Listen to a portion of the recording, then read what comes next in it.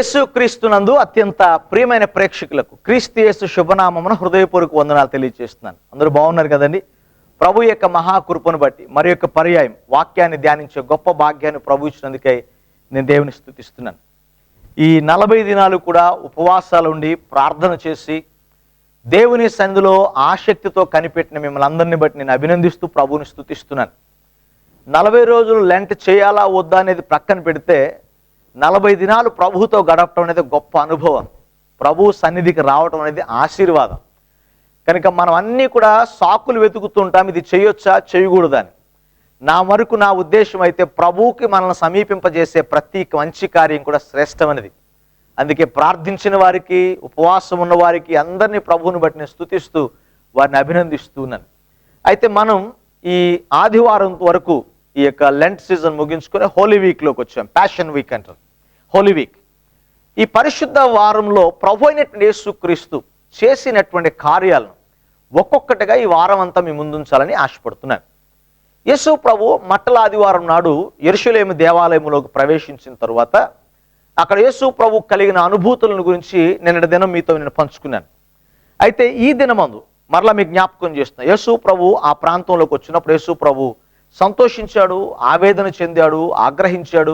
దానికి కారణాలు మనం విన్నాం. ఎందుకు ఆవేశపడ్డాడో, ఎందుకు సంతోషించాడో, ఎందుకు ఆవేదన చెందాడు అనేది. అయితే అక్కడి నుంచి బేతనీకి వెళ్ళినటువంటి యేసు ప్రభు ఆయన చేసినటువంటి ఒక ప్రక్రియ సోమవార దినమందు ప్రభు చేశాడు. ఆ ప్రక్రియ ఏమైందో మత్తయి సువార్త 21వ అధ్యాయం 18వ వచనం నుంచి ఉన్న వాక్య భాగంలో దాన్ని మనం చూడగలుగుతాం. దయచేసి వాక్యాన్ని చదువుకుందాం.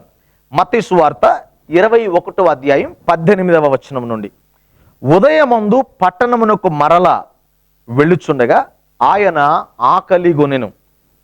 అప్పుడు త్రోవ పక్కను ఉన్న యొక్క అంజూరపు చెట్టును చూచి దాని యొద్దకు రాగా దాని యందు ఆకులు తప్ప మరి ఏమీ కనబడలేదు గనుక దానిని చూచి, ఇక మీదట ఎన్నటికి నీవు కాపు కాయకుందువుగాక అని చెప్పాను. తక్షణమే ఆ అంజూరపు చెట్టు ఎండిపోయెను. శిష్యులు చూచి ఆశ్చర్యపడి అంజూరపు చెట్టు ఎంత త్వరగా ఎండిపోయినని చెప్పుకొనిరి. ప్రభువునందు ప్రియ దేవుని బిడ్డలారా, ప్రభు అయినటువంటి యేసుక్రీస్తు ఈ సోమవార దినమందు ఆయన అంజూరపు చెట్టును శపించినట్లుగా లేదా శిక్షించినట్లుగా మనం చూస్తాం. అంటే ఈ ఒక్క ప్రక్రియ ప్రభు చేశాడంటే ఇది ఒక్కటి మాత్రమే బైబిల్లో రికార్డ్ చేయబడింది. ఇందులో ప్రాధాన్యమైన కొన్ని విషయాలు మీ ముందు ఉంచాలని ఆశపడుతున్నాను. మొట్టమొదటిదిగా యేసు ఆకలిగొనెను అని రాయబడింది. యేసు ప్రభు సంపూర్ణమైన మానవుడు, యేసు ప్రభు సంపూర్ణమైన దేవుడు. He is man at the same time he is a God. దేవుడు పరిపూర్ణమైన మనుష్యుడిగా తన భావాలను కొన్ని వ్యక్తపరిచాడు. లాజరు చనిపోయినప్పుడు యేసు ప్రభు కన్నీళ్లు విడిచినని రాయబడింది వాక్యంలో. యేసు ప్రభు యెరూషలేము దేవాలయంకి వెళ్ళినప్పుడు ఆయన ఆగ్రహించాడు. యేసు ప్రభు ఆవేదన చెందాడు. యేసు ప్రభు దప్పికగొన్నాడు. యేసు ప్రభు ఆకలిగొన్నాడని వాక్యం రాస్తున్నాడు.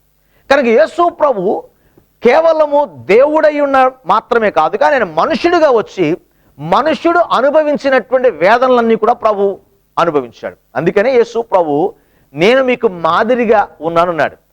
పత్రికల్లో కూడా మనం చూస్తే పౌలు దేవుడు మనకు ఒక మాదిరిని ఉంచి వెళ్ళాడు అంటాడు. పేతురు పత్రికలో కూడా అదే రాయబడుతుంది. యేసు ప్రభు మన ముందు ఒక మాదిరిని ఉంచి వెళ్ళాడు. పాపమును జయించుటకు, శోధనను జయించుటకు, ప్రతి అనుభవం మనుషుడుగా యేసు ప్రభు ఎదుర్కొన్నాడు, కానీ వాటిని జయించాడు. కనుక యేసు ప్రభు మన దేవుడిగా ఉన్న మనము ఆయన ఎలాగైతే జయాన్ని పొందాడో మనము కూడా జయించాలనేదే ప్రభు యొక్క ఉద్దేశం. నా అంశం అది కాదు, కానీ ఇక్కడ రాయబడిన వాక్యంలో మనం చూస్తే యేసు ప్రభు అంజూరపు చెట్టును శపించాడు. ఎందుకు శపించాడు యేసు ప్రభు? ఎందుకు అంత కోప్పడవలసి వచ్చింది? యేసు ప్రభు ఎందుకు అంత ఆగ్రహించవలసి వచ్చింది అని మనం చూస్తే, యేసు ప్రభు ఆ అంజూరపు చెట్టు యొక్క ఫలాన్ని బట్టి యేసు ప్రభు శిక్షించాడు నేను అనుకోవట్లే. కారణం ఏంటంటే యేసు ప్రభు చూచినప్పుడు ఆ అంజూరపు చెట్టు చాలా పచ్చగా ఉంది. అంజూరపు చెట్టుకు ఒక ప్రత్యేకత ఉంది. చెట్టులో ఉన్నటువంటి ఆకులు వెనకాల ఫలాలు ఉంటాయి. కనుక ఆకులు విస్తారంగా కనిపించే చెట్టుకి ఖచ్చితంగా ఫలాలు అందులో ఉంటాయి అని యేసు ప్రభు యొక్క ఉద్దేశం. ఇక్కడ ఒక ప్రశ్న మిమ్మల్ని ప్రశ్నించాలి. యేసు ప్రభు సర్వాంతర్యామి, సర్వజ్ఞాని. యేసు ప్రభుకి ఫలాలు లేవనే సంగతి తెలీదా? ఆయన అనంత జ్ఞానంలో దాన్ని ఎరిగి ఉండలేదా అనే ప్రశ్న మన హృదయంలో తలెత్తుంది. ఖచ్చితంగా ఆయనకి తెలుసు.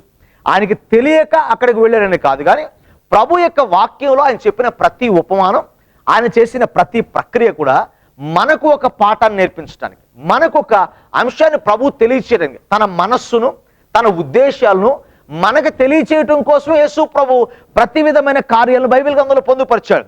హోషేయ అనే వ్యభిచారిని స్త్రీని పెళ్లి చేసుకోమన్నాడు. దేవుడు వ్యభిచారిని ఒక స్త్రీని పెళ్లి చేసుకోమంటే అది తప్పు కాదా అనే సందేహం మనలో కలుగుతుంది. కానీ ఒక వ్యక్తి మరొక వ్యక్తిని వివాహం చేసుకునే ప్రక్రియ గురించి రాయబడలే. కానీ ఇశ్రాయేలు ప్రజలు దేవునికి ఎంత అవిధేయమైన ప్రభు ఎలా వారిని వెంటాడాడో ఆయన ప్రేమ ప్రజలు గుర్తించడం కోసం యేసు ప్రభు ఆ ఉదంతానంతా కూడా హోషేయ ద్వారా ప్రజలకు తెలియచేశాడు. ప్రియ దేవుని బిడ్డలారా, దేవుని వాక్యంలో ప్రతి సందర్భం కూడా ఆయన మనస్సు మనకు తెలియచేస్తున్నాడు, ఆయన ఉద్దేశాలు మనకు తెలియచేస్తున్నాడు. ఇక్కడ కేవలం ఒక అంజూరపు చెట్టును మాత్రమే చూడదు, ఒక అంజూరపు చెట్టును శపించిన అంశం మాత్రమే చూడదు. కానీ ఎందుకు యేసు ప్రభు శపించాడు, దాని ద్వారా ప్రభు యొక్క ఉద్దేశం ఏంటి అసలు అని మనం గమనించినట్లయితే, ప్రభువు ఇక్కడ మనం చూసినప్పుడు he has expectations on his children.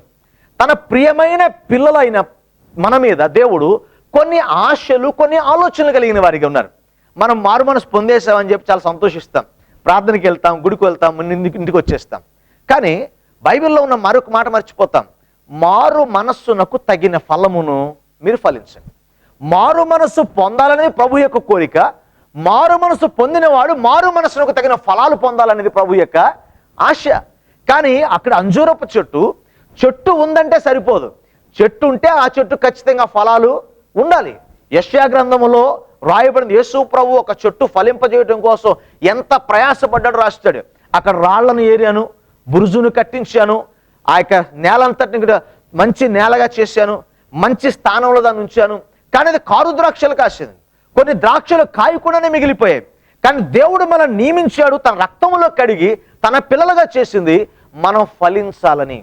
God's expectation on his church is that we should be fruitful. మనం ఫలించేవారిగా ఉండాలి. మీరు బహుగా ఫలించడం వలన పరలోకమందు నా తండ్రి సంతోషించును. ప్రభు దేన్ని బట్టి సంతోషిస్తాడు? నువ్వు ఆస్తి కలిగి ఉన్నావనో, లేకపోతే నువ్వు భక్తి పరులా కనిపిస్తున్నావనో కాదు. ఈరోజు భక్తి వేషధారణతో మిళితమైపోయింది. చాలా మంది భక్తి ఉన్నట్లుగా నటిస్తున్నాం. ఈ అంజూరపు చెట్టు ఫలాలు ఉన్నట్లుగా కనిపించినట్లుగానే మనం కూడా భక్తి పరులుగా బయటికి కనిపిస్తున్నాం. పైకి భక్తి గల వారమైండి దానిని శక్తిని ఆశ్రయించని వారిగా ఉన్నాం మనం. నిజమే కదండి? పైకి భక్తి గల వారికి కనిపిస్తాం, కానీ దాని శక్తిని ఆశ్రయించం. పైకి ప్రార్థనాపరులకు కనిపిస్తాం, ప్రార్థన చేయం. నోరు తెరిస్తే ప్రార్థన గురించి మాట్లాడతాం, నోరు తెరిస్తే దేవుని గురించి మాట్లాడతాం. కానీ నువ్వు బైబిల్ చదివి ఎన్నాళ్ళయింది? ప్రార్థన చేసి ఎన్ని రోజులైంది? వేషధారణ ఎవరిని కప్పిపుచ్చడానికి? ప్రియ దేవుని బిడ్డలారా, వాక్యం చెప్తుంది, మోసపోకుడి దేవుడు వెక్కిరింపబడడు. God knows your prayerful life, God knows your devotion life. నీ యొక్క వాక్య ధ్యానం ప్రభువుకు తెలుసు, నీ ప్రార్థనా జీవితం ప్రభువుకు తెలుసు. దేవుణ్ణి మనం మోసగించలేం. కనుక దేవుడు వేషధారి అయినటువంటి వ్యక్తిని గురించి ఇక్కడ మాట్లాడుతున్నాడు. ఒక వ్యక్తి భక్తి గలవాడిగా కనిపించి ఆ భక్తికి తగిన క్రియలు లేకపోతే ఆ భక్తి వ్యర్థం. అందుకే వాక్యం రాయబడుతుంది, క్రియలు లేని విశ్వాసము వ్యర్థము. భక్తి కలిగిన వాడు క్రియ కలిగి ఉండాలి, క్రియలు కలిగిన వాడు భక్తి కలిగి ఉండాలి. భక్తి కలిగి క్రియలు లేనివాడు, క్రియలు కలిగి భక్తి లేనివాడు రెండు వ్యర్థమే. భక్తి కలిగి క్రియలు కలిగిన వాడిగా ఉండాలి. యేసు ప్రభు ఎంతో ఆశ. చూడండి, పిల్లలు తండ్రి యొక్క ఆశలు నెరవేరిస్తే ఆ తండ్రి యొక్క సంతోషం ఎనలేదిగా ఉంటుంది. కానీ ఆ కుమారుడు నిష్ప్రయోజకుడై ఎందుకు పనికిరాని వాడిగా వాడు ముందు కనిపిస్తూ ఉంటే ఎంతో ఆవేదన చెందుతాడు. పరమ తండ్రి అయిన దేవుడు మనల్ని ఈ లోకములో అనేక మంది ఉండగా మనం యోగ్యులము కాకపోయినా మనం రక్షించి ఒక నిక్కమైన చెట్టుగా తన సన్నిధిలో మనం నాటినప్పుడు ఆయన మన యొద్ద నుంచి ఆశించేది ఏంటంటే ఆయన కొరకు ఫలించాలి అని కోరుకుంటున్నాడు. ప్రియ దేవుని బిడ్డలారా, నువ్వు ప్రభు కొరకు ఏ ఫలాన్ని ఫలిస్తున్నావు? ప్రభు కొరకు ఫలించే వ్యక్తిగా ఉన్నావా? నువ్వు ప్రభు యొక్క ఆకలిని తీర్చేవాడిగా ఉన్నావా? ప్రభు యొక్క సన్నిధిలో ఆయన ఆనందపరిచేవాడుగా ప్రభు యొక్క ఉద్దేశాలు నీ పట్ల ఏమైతున్నావో వాటిని నెరవేర్చే క్రైస్తవ జీవితం నీలో ఉందా? ప్యాషన్ వీక్, హోలీ వీక్లో, పరిశుద్ధ వారంలో అందరూ ప్రభువా నీ సిలువ ధ్యానం కొరకు మేము సిద్ధం అని మనం ప్రార్థనలు చేస్తున్నాం. కానీ దేవుడైన యేసు ప్రభు ఇక్కడ చేసిన ఈ ప్రక్రియ ద్వారా మన వేషధారణ జీవితాన్ని ప్రశ్నిస్తున్నాడు. భక్తి చేసిన ప్రతి వారం కూడా మనల్ని మనం సరి చేసుకోవడానికి భక్తి చేయాలి. అలవాటు కొద్దో ఆచారం కొద్దో కాదు. ఆచార సంబంధమైన భక్తి మనలో ఏ ప్రతిఫలాన్ని తీసుకురాదు, కానీ ఆచరణ సిద్ధమైనటువంటి భక్తి మనలో ప్రతిఫలాన్ని తీసుకొని వస్తుంది. భక్తి ఆచారం కాదు, భక్తి ఆచరణ. విశ్వాసం ఆచారం కాదు, విశ్వాసం అనేది ఆచరణ. దేవుడు ఆచారం కాదు, దేవుడు ఆచరణగా ఉండాలి మన జీవితంలో. ఇక అంజూరపు చెట్టు అయితే ఉంది కానీ ఫలాలు మాత్రం లేవు. నీ జీవితంలో ఫలములు లేని వ్యక్తిగా నీవు ఉన్నట్లయితే యేసు ప్రభు యొక్క ఆగ్రహానికి గురి కావాల్సి వస్తుంది. మనం ప్రార్థించేది, ఇన్ని సంవత్సరాలు భక్తి జీవితం చేసేది ప్రభు యొక్క ఉగ్రత మన మీద ఉండాలని కాదు, ప్రభు యొక్క ఆగ్రహం మన మీద ఉండాలని కాదు. కేవలం ప్రభు కృపకు మనం పాత్రలు కావాలి. ప్రభు ఎప్పుడు మనల్ని బట్టి ఆనందిస్తాడు? ఆయన సన్నిధిలో ఫలించేడి అనుభవం కలిగినప్పుడు. యోహాను సువార్త 15వ అధ్యాయంలో చాలా స్పష్టంగా రాస్తున్నాడు, ద్రాక్షవల్లిని నేను, తీగలు మీరు అన్నాడు. అంటే మీరు నాలో అంటుకట్టబడి ఉన్నారు కాబట్టి అంటుకట్టబడినటువంటి మీరు ఫలించాలి. ఫలింపలేకపోతే ఆ ద్రాక్షవల్లి పొరపాటుగా మనకు అనిపిస్తుంది. చూడండి, శరీరంలో అన్ని భాగాలు పనిచేయాలంటే మెదడు సరిగా పనిచేయాలి. అలాగే ద్రాక్షవల్లిని నేను, తీగలు మీరు అన్నాడు. మనము ఆయనలో అంటుకట్టబడినప్పుడు ఫలింపు లేక ఉండగల కారణం ఏంటి అనేదే ప్రశ్న. ఈరోజు దేవుని పిల్లలముగా, ఈరోజు ఈ పరిశుద్ధ వారంలో దేవుని సన్నిధిలో వాక్యాలని ధ్యానిస్తున్న మనల్ని మనం ఒకసారి పరిశీలన చేసుకుందాం. ప్రభువా, నేను నీ కొరకు ఫలించే వ్యక్తిగా నన్ను చేయని, నీలో నిలిచిన నేను నీ ఉద్దేశాలు నెరవేర్చే వ్యక్తిగా ఉన్నట్లుగా సహాయం చేయమని ప్రభు సన్నిధిలో నీవు తీర్మానం చేసుకోగలిగితే నీ జీవితం ప్రభు యొక్క ఉగ్రత నీ మీదకు రాకుండా ప్రభు యొక్క కృప నీ మీదకు ఉంటుందని ఈ సమయంలో ప్రభు పేరిట నేను మీకు జ్ఞాపకం చేస్తున్నాను. చాలామంది పైకి భక్తి గలవారుగా కనిపిస్తున్నాను, కానీ మనలో నిజమైనటువంటి ఆ భక్తికి సంబంధించిన ఫలాలు లేనందున ప్రభు యొక్క ఆశీర్వాదానికి బదులుగా ప్రభు యొక్క ఉగ్రతకు మనం పాత్రలు అవుతున్నాం. కనుక ఈ దినమందు ఈ వాక్య ధ్యానాన్ని ధ్యానిస్తున్న మనమందరం కూడా అంజూరపు చెట్టును యేసు శపించడం గల కారణం ఏంటంటే ఫలములు లేకపోయినా ఫలములు ఉన్నట్లుగా అది కనిపించింది.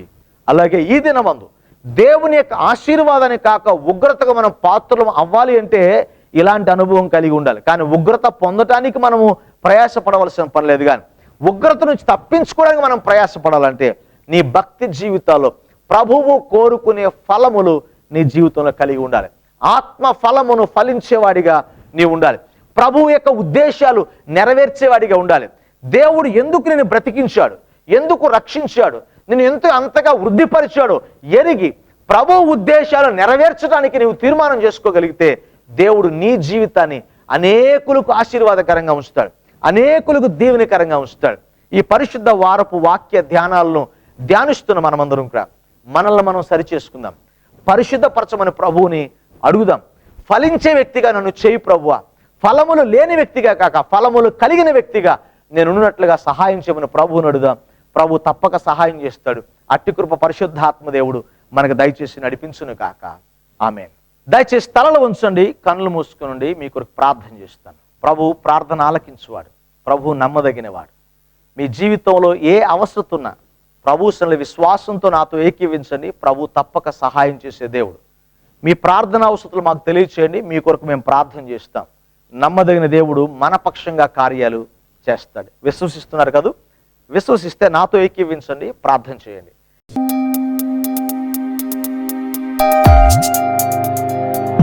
ప్రేమగల తండ్రి, పరిశుద్ధుడైన దేవా, మీకు స్తోత్రం. యేసే విమోచన కార్యక్రమాన్ని చూస్తూ తండ్రి, ఈ పరిశుద్ధ వారంలో నీ వాక్యాల్ని ధ్యానిస్తున్న మమ్మల్ని దర్శించమని వేడుకుంటున్నాం. అంజూరపు చెట్టు ద్వారా తండ్రి మేము ఫలించాలని, అది నీ ఉద్దేశమని మాతో మాట్లాడేందుకు స్తోత్రం. నీ ఉద్దేశం ఎరిగిన మేము ఫలిస్తూ నిన్ను మహిమపరిచే వారిగా ఉన్నట్లుగా సహాయం చేయండి. మాలో ఉన్న ప్రతి పాపమును విడిచిపెట్టి మీ ద్వారా క్షమించబడి మీకు సమీపస్తులుగా జీవించే భాగ్యం మాలో ప్రతి ఒక్కరికి దయచేయండి. ఈ సమయంలో తండ్రి, ఈ కార్యక్రమం చూస్తున్న వారిలో ఎవరు శారీరక బలహీనతల చేత బాధపడుతున్నా ప్రతి వ్యాధిని నజరేయుడైన యేసయ్య నామములో స్వస్థత కలుగుమని ఆజ్ఞాపిస్తున్నగా తండ్రి, ఇప్పుడే వారికి స్వస్థత, విడుదల, ఆశీర్వాదమును దయచేయమని వేడుకుంటున్నాం. కుటుంబ సమస్యల చేత, ఆర్థిక ఇబ్బందుల చేత, అనేక సమస్యల చేత సతమతమవుతున్న ప్రతి వ్యక్తి కొరకు ప్రార్థన చేస్తున్నాం. వారి హృదయాల్లో ఉన్న ఆవేదన తొలగించండి. కుటుంబాల్లో శాంతి, సమాధానము, నెమ్మది దయచేయమని వేడుకుంటున్నాం. వ్యాపారాలు చేస్తున్న బిడ్డలకి వ్యాపారాలు మీరు అభివృద్ధి పరచండి, ఆశీర్వదించండి తండ్రి. ప్రయాణాలు చేస్తున్న బిడ్డలకు నీ క్షేమాన్ని ఇవ్వమని వేడుకుంటున్నాం. సంతానం లేక బాధపడుతున్న బిడ్డలకు వారి గర్భాలను తెరిచి సంతానం అనుగ్రహించమని వేడుకుంటున్నాం తండ్రి. అన్నిటికంటే ముఖ్యంగా మారు మనస్సు పొంది మార్పునకు తగిన ఫలాలు ఫలిస్తూ నీ రాకడకు సిద్ధపడుతూ అనేకులను సిద్ధపరిచే కృపాభాగ్యం మాలో ప్రతి ఒక్కరికి దయచేసి మీరే మహిమను పొందమని యేసు అతి శ్రేష్టమైన నామమున అడిగి వేడుకొని ప్రార్థిస్తున్నాను తండ్రి. ఆమేన్. మన పరమ తండ్రి అయిన దేవుని ప్రేమ, కుమారుడైన క్రీస్తు కృప, పరిశుద్ధాత్మ దేవుని యొక్క అన్యోన్య సహవాసం, సమాధానం మనందరికీ తోడే నడిపించునుగాక. ఆమేన్.